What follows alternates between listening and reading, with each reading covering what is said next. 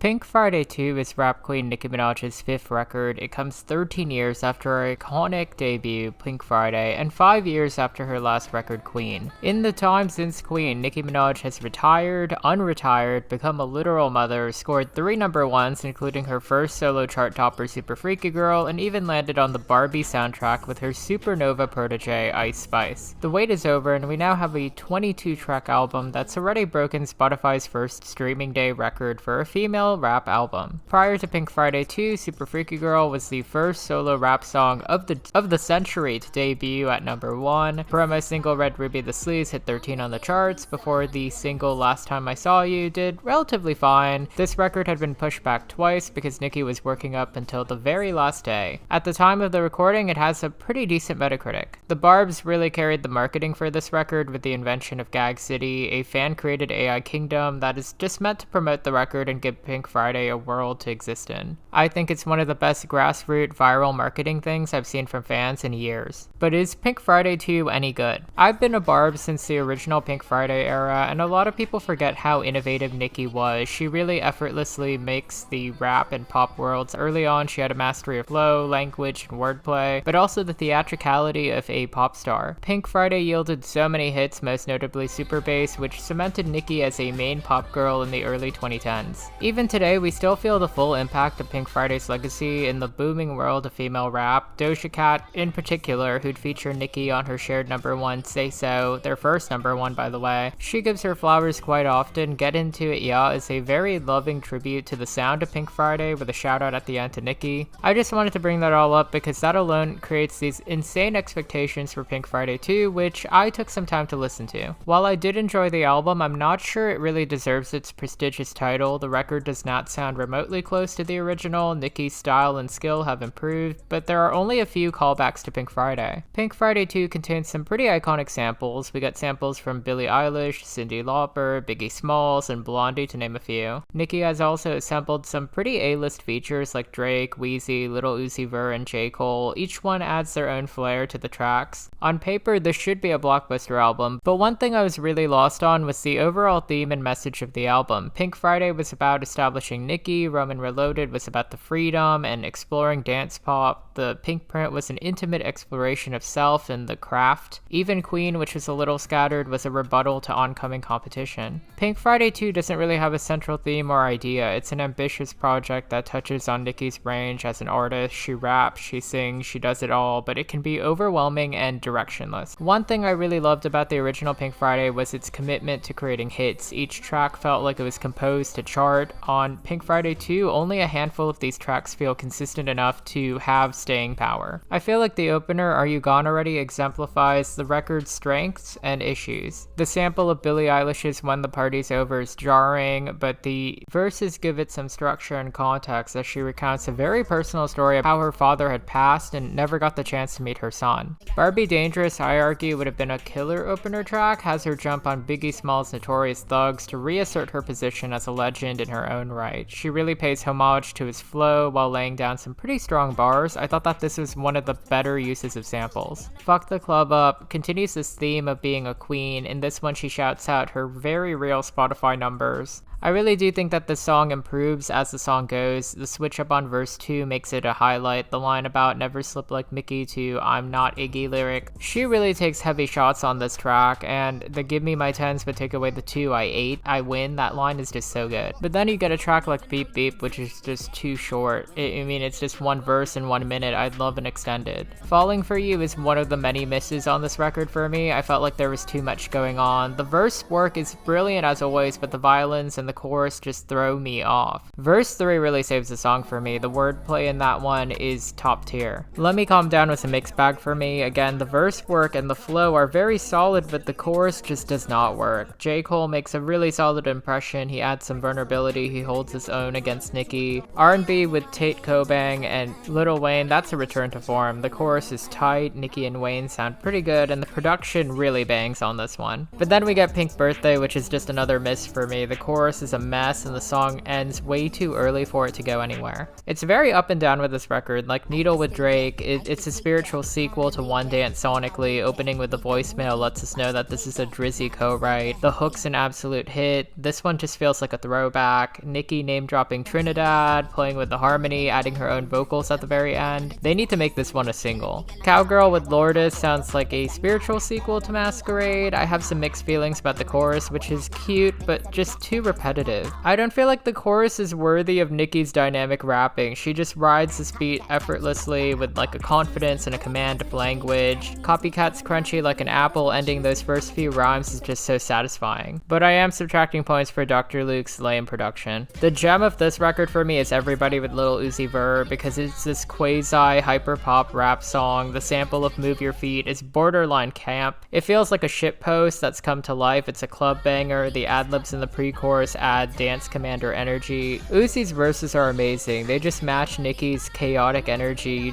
You can tell that they were having fun. Big Difference continues the hot streak. This one's not a Roman track per se, but she has that attitude and charm on this one. Of all the tracks about her superiority, this one is the one that works. The chorus is just really perfect. The switch up that she does in the middle of the song takes it to the next level. I ain't skiing, but my neck giving avalanche gagged me a little. Red Ruby the Sleaze remains one of the stronger tracks. It's just really good craftsmanship. The sample isn't overwhelming. The focus is on her. Forward from Trini's is a nice, lovely little tribute to her island roots, but it did feel a little out of place. Pink Friday Girls is the closest to the OG Pink Friday in tone. I mean, it's this bold sample of Cyndi Lauper's Girls Just Wanna Have Fun. Again, it's hyper pop adjacent, which is what I wanted from this album. Nicki just makes this her own. You really get Check It Out Nicki on this. She ornaments this with ad-libs and experimenting mid-verse and the super bass shout out. This is one of the few moments that this really feels like Pink Friday Part 2. Bomb Bomb was like originally scrapped at one point. I'm glad to see that it's back because it is a smash.